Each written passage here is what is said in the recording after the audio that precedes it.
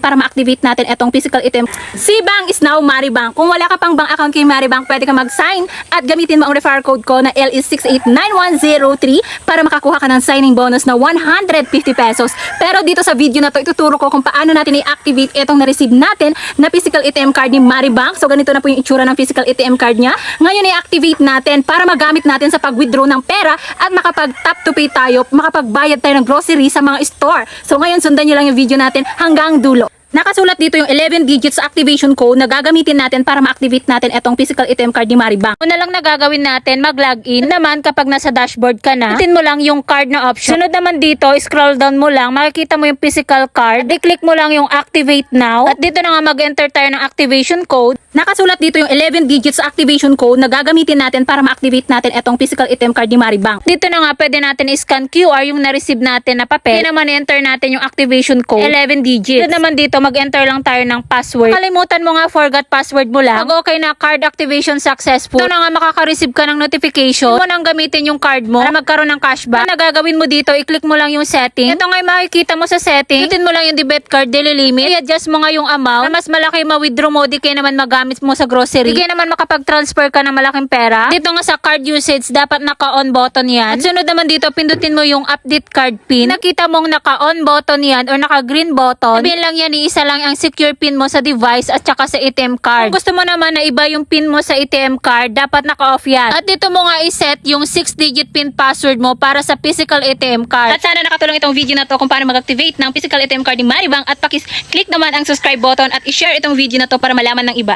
Thank you, God bless you.